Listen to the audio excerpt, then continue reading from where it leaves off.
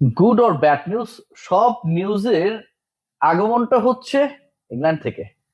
বাংলাদেশের ক্রিকেটে আজকে একই সাথে অম্লমধুর অভিজ্ঞতার একটা দিন। এবং ট্যাগলাইনে দেখছেন যে মুস্তাফিজের আসলে হলোটা কি। দ্য ফিচ, বাংলাদেশের পেস বোলিং ইতিহাসের সবচেয়ে আলোচিত ক্যারেক্টার যে কজন, তার একজন। এবং মুস্তাফিজুর রহমান তিনি একটা ব্যাট লাকের মানে ব্যাট প্যাচে পড়েছেন। সেই ব্যাট প্যাচটা চলছে সেই আইপিএল থেকে। কলকাতা নাইট রাইডার্স এর যে ফিজের খেলাটা একদমই কনফার্ম ছিল, তাকে দলে ফেরানোর জন্য আমরা বিশাল একটা টেনশন দেখেছিলাম ফ্র্যাঞ্চাইজি গুলোর মধ্যে। অ্যান্ড বিট আফটার বিট, একটার পর একটা কলের পর শেষ পর্যন্ত বাংলাদেশি ক্রিকেটারদের ইতিহাসে 9,20,00,000 রুপিতে কলকাতা থেকে কিনে নিয়েছিল লাস্ট আইপিএল এ। সেই আইপিএল রাজনৈতিক পট পরিবর্তন, নানা ধরনের ইকুয়েশন খেলতে দেয়নি মুস্তাফিজকে। মুস্তাফিজের ক্যারেক্টার, মুস্তাফিজের আইপিএল এ প্রত্যাশিত ভাবে খেলার যেই সম্ভাবনা সেটা নষ্ট হয়ে যাওয়া ডেফিনেটলি একটা হার্ট ব্রেকিং ম্যাটার হিসেবে সবার সামনে এসেছিল। এরপরে যে আলোচনাটা আসে মানে ডিউরিং দ্যাট আইপিএলটা যখন শেষ হয়ে যাচ্ছিল, আপনারা সবাই জানেন যে আইপিএল 2-3 মাস আগেই শেষ হয়েছে। মুস্তাফিজের সামনে ওপেন হয়ে গেল দ্য 100 খেলার সুযোগ।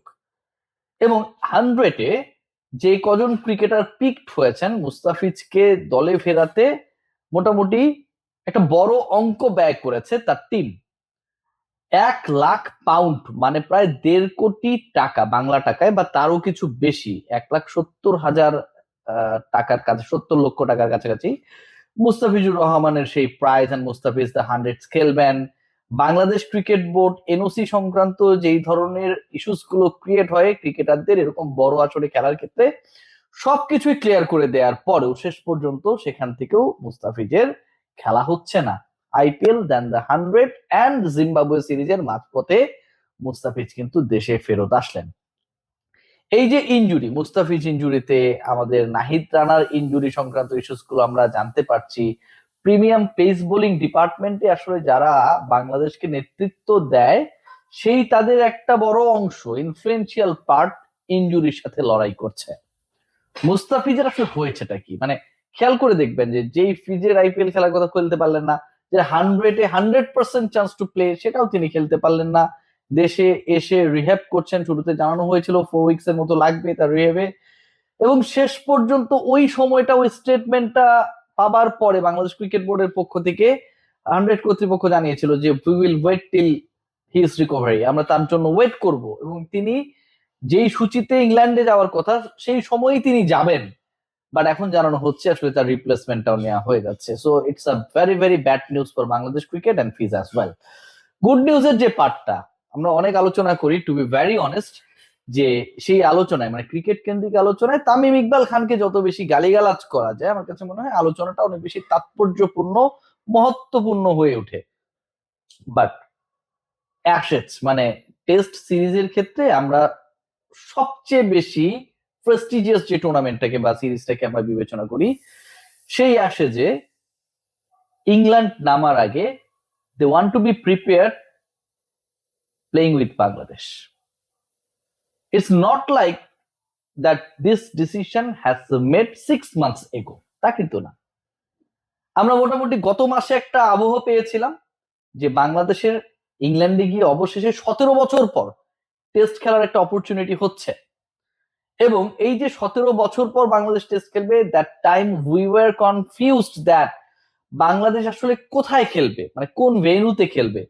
All actually expect that Lord's, ক্রিকেটের মক্কা, বাংলাদেশের মানে হয়ে নিজের প্রথম লর্ডস টেস্টে এবং বাংলাদেশের সবশেষ লর্ডস টেস্টে সেঞ্চুরি হাঁকিয়ে যেটাকে অবিস্মরণীয় করে রেখেছেন বর্তমান প্রেসিডেন্ট তামিম ইকবাল খান। সেই লর্ডসে ইংল্যান্ডের প্রস্তুতিমূলক সেই টেস্ট বিফোর দ্য অ্যাশেজ খেলার জন্য মোটামুটি একটা দীর্ঘ সিরিয়াল ছিল। অনেকগুলো countries they were trying to be there. Sri Lanka সেই লিস্টে ছিল, উইন্ডিজ সেই লিস্টে ছিল। এবং এই দুইটা কান্ট্রিকে শেষ পর্যন্ত বাদ দিয়ে বাংলাদেশকে চুজ করা হয়, কারণ বাংলাদেশের যে cricket diplomacy under the presidency of Tamim Iqbal Khan, it played a very significant and rational role to display Bangladesh cricket and its test development. সেই ডেটটা ফাইনালাইজ হয়েছে মে মাসের লাস্ট থেকে জুনের ফার্স্ট পর্যন্ত ওয়ান অফ টেস্ট চলবে, এবং যতটুকু জানা যাচ্ছে যে বাংলাদেশ দল ওই একই সময়টায় শর্টার ভার্সনেও মুখোমুখি হবে। শর্টার ভার্সনে কার সাথে খেলবে, দ্যাট ইজ এ কোয়েশ্চেন। এবং যতটুকু আমরা জানি যে আপনারা সবাই জানেন যে আইরিশদের এগেন্স্টে বাংলাদেশের একটা শিডিউল ট্যুর ছিল, বাংলাদেশে যাওয়ার কথা ছিল আয়ারল্যান্ডে, এবং সেই আয়ারল্যান্ডের বিপক্ষে বাংলাদেশের সবশেষ ট্যুরও কিন্তু আসলে আয়ারল্যান্ডে হয়নি, চেমসফোর্ড ইংল্যান্ডে, লন্ডনের কাছাকাছি সেখানটায় হয়েছিল।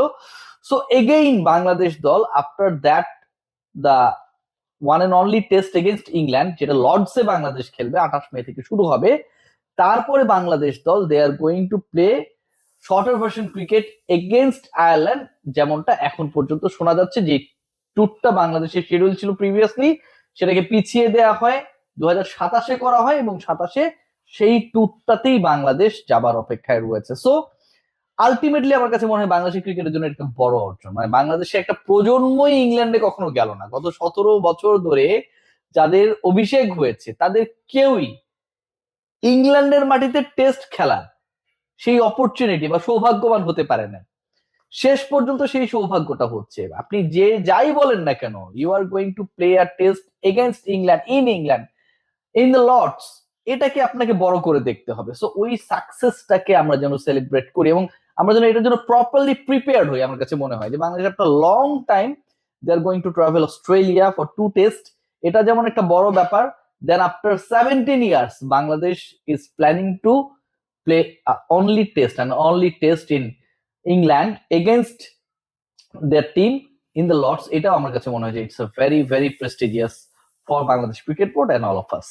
সো মুস্তাফিজের ব্যাপারটা আসলে কনফিউজিং। মুস্তাফিজের 100 একটা বড় অর্জন, মানে বাংলাদেশে একটা প্রজন্মই ইংল্যান্ডে কখনো গেল না। গত 17 বছর ধরে যাদের অভিষেক হয়েছে তাদের কেউই ইংল্যান্ডের মাটিতে টেস্ট খেলা সেই অপরচুনিটি বা সৌভাগ্যবান হতে পারে না।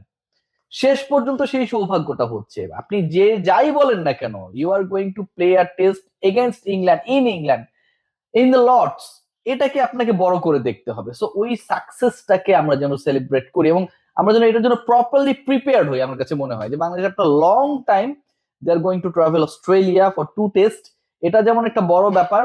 দেন after 17 years Bangladesh is planning to play only test and only test in England against their team in the Lord's. এটাও আমার কাছে মনে হয় যে it's a very very prestigious for Bangladesh cricket board and all of us. So মুস্তাফিজের ব্যাপারটা আসলে confusing. মুস্তাফিজের 100 খেলা হচ্ছে না, রিপ্লেসমেন্ট ক্রিকেটারের নামও হয়তো আমরা আজকের মধ্যেই জেনে যেতে পারি, কারণ এখন ইংল্যান্ডে আসলে খুব বেশিক্ষণ বাজেও নি, বেলা 4টা-5টা বাজে। আর একই সাথে তার আইপিএল এর পরে 100 খেলতে না পারাটা এটা একটা সেটব্যাক, বাট মুস্তাফিজের রিকভার হওয়াটা is very much important. And Bangladesh cricket বোর্ডকে এগেইনস্ট থ্যাঙ্কস যে তারা they are capable to manage ECB for hosting Bangladesh for the single test. এটা ডেফিনেটলি এটা অনেক অনেক অনেক বড় অর্জন। সবাই ভালো থাকবেন, টেক গ্রেট কেয়ার।